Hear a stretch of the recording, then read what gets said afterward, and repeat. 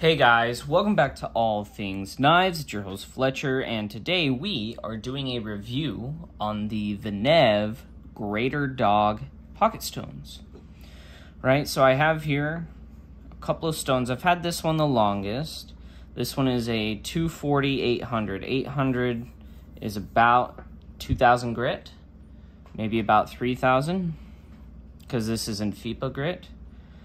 240, I think, corresponds somewhere in between 200 grit and 1,000.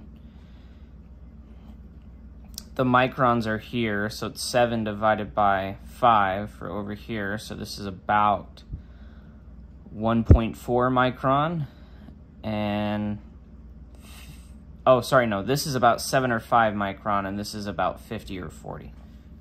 Took me a second to remember how they do these. This one's 150, which actually does correspond to about 200 grit or so. 80 is pretty close to true, I guess, ANSI, 80 grit. It's sub 100 grit, basically. These are actually rather convenient stones. You just kind of hold them in your hand like this. I will demonstrate. I like to use some kind of solvent like this, or this is just water and dish soap, but I find that it helps, right? And then we would take our knife, right? This is one that I tried sharpening the other day. I'm not the best, but this kind of just demonstrates how one could use these stones. And then I normally come back this way, like so. And I just work my way back and forth like this on the stones. And having some kind of liquid on there does help the stones work a little better. But as you see, they're kind of just the right size for you to kind of just... Now, no guarantee this will be a decent edge. I'm not the best at freehand. I mean, I can get an edge on there, but I definitely tend to convex them a little bit, and so they're not always the sharpest. So that's the polishing one. So this is me just pushing a very small polished burr back and forth. And then if you need more, what's great about these, you just apply a little bit more of your soap, and it just kind of helps the slurry from building up too. But they do a decent job. The really rough grit does a good job of basically of shaping, right? And then when you're done, you can wipe it off and you get all that slurry off. That's what's really nice about doing something like that. And then next time when you sharpen, you don't have to worry about it. So I have used these. I'm basically using these to learn how to freehand, you know, because I'm learning how to pick the angle and kind of maintain it, right? And so I will freely admit I am nowhere near an expert in terms of freehand sharpening, but I know how to sharpen. I can sharpen just fine. Go ahead and tuck that away. And I do recommend using a spray bottle. I have used these multiple ways, and the best way in terms of keeping them moist, because you do want to keep them wet.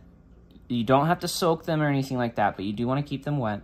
And kind of the best way to do that is this spray method, because you can just spray as you go.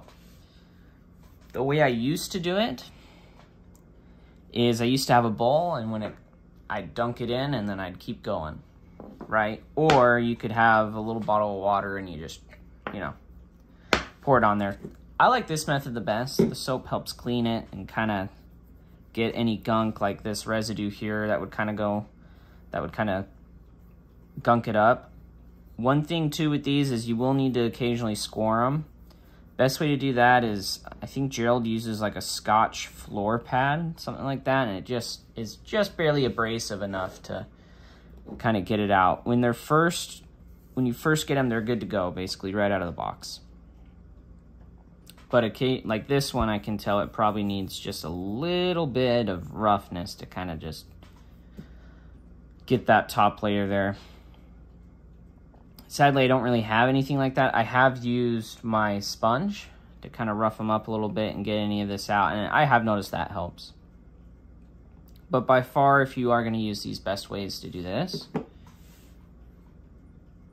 I will say they're rather convenient. You can just kind of slip that in, and that 240 and the 400 is really good to have if you think you're going to be just murdering edges. The 80 and 150 will get you basically like a 200 grit edge. But you can bring a set like these and you can still do a decent sharpening job just by having a little, maybe 2x4 sharp, you know, throw these in your pack or whatever. And you just saw me use them. I mean, they're not, I wasn't struggling by any means. I just ran the blade back and forth like that. Funny enough, if you're someone who's a little goofy like me, when I'd come home from work and I wanted to multitask, I would just take this and a knife into the shower with me, because this is a knife I had to warranty because of the lock kept going all the way over to the side. So Asher Knives actually replaced that. So I have a new one. But I've been using this because the, you know, steel's so good, so I just use it to sharpen. And so while I was just kind of, you know, after a long day, it's nice to have a hot shower. So I'd enjoy the hot shower, and then I could take a break if I wanted to, you know, soap up. And so that's kind of fun. But if you're swimming, you could swim and sharpen some knives. So that's actually kind of a fun idea. But I will say, for the price of these, they're actually pretty good, and they'll have a nice long life. I've had this one for over a year of use. I did stop using them after a little bit, and then started using the larger stones, so I paused a little bit. But just for me learning how to sharpen, I could tell you're going to get plenty of life out of these stones. Gerald has had his for even longer. I don't know how long he's had his, but if you're looking for a good diamond matrix stone that you can take along with you, say you have something in 3V or 4V and you're going away for a while, right? Or you want something you can throw in a go bag, these are fantastic. Like if you're thinking about a, you know, SHTF situation, or what is it, Tawiki, the end of the world as we know it, these would be a good thing to have in your go bag, you know, because then you can still bring a good knife, good steel, and still be able to sharpen it and get a good edge on it and be able to take care of it. These might even be a good option in order to learn how to freehand, you know, because you're not always going to have a support hand with you. So you're basically just, it's a good way to train this one hand of holding that steady angle as you sharpen and just using your elbow and your shoulder to kind of direct the blade. Because you don't have a support hand, so you're mainly just training this one. So it is a good learning stone as well. Not to mention really, really convenient. I believe when I bought these, they were cheaper. I think I bought this one for, I'm not gonna lie, maybe 12 bucks. Like, it was on sale or something like that. I just looked, they're about 30 bucks to 40 bucks a piece now. At that price, I'd still say it's a good stone, because you're still getting the Venev Matrix Diamond, which, for how cheap the stone is, does an amazing job. And it's affordable, you know, you're not paying an arm and a leg, but you still get a really good stone, and they're double-sided. Only thing that's kind of weird on these is you have to get used to the FIPA grit system versus the ANSI standard grit system here in the US. So our metric friends probably might have it a little easier. But for those of us in the US, just make sure to look up micron to grit, and you can find the range that these stones are listed in. You know, the 50 to 40 or 7 to 5. These are 100 to 80 and 200 to 160. That's pretty coarse.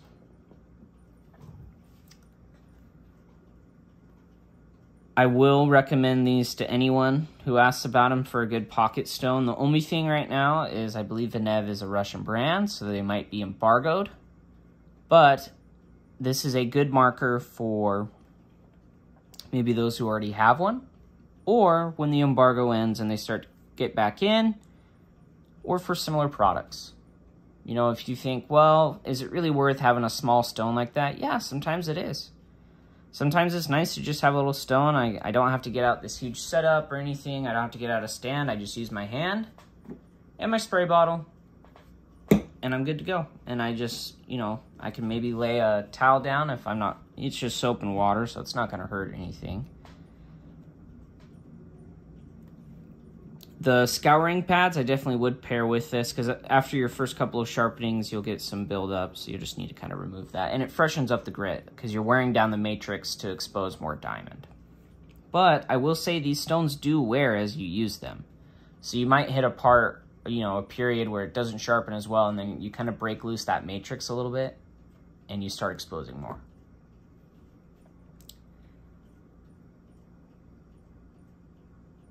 That's really all I have to say at this point about these. I might do a more long-term review on them, but I figured that after I've had some practice on these, because I've been meaning to do this review for a while, it'd be good to kind of show you guys how these stones work, but also just how well they work. And like I said, I've enjoyed using them. If you guys have any experience with these Venev, either the Venev Dog or Greater Dog, these are the Greater Dog series. The smaller ones are the dogs, so they're just slightly, I think they're, might be same length, but they're not as wide. And you might come into problems even with something like just a 3-inch blade like this in terms of comfortably being able to work all the way down the stone. Leave any comments below if you have any questions about these. I sourced these from Grotto-Matic. As far as I could see, they're one of the few sellers in the US that have them. When they were in stock, that's where I got them from. Venev does make other good products. If you have any questions about the stone, also leave them down below in the comments. Thank you guys so much for watching. If you aren't subscribed, please subscribe. If you liked the video, hit that like button. And if you want to know when more videos like this get posted, go ahead and hit that notification bell. Thank you guys so much for your support, and have yourselves a lovely day. And don't you forget to stay sharp.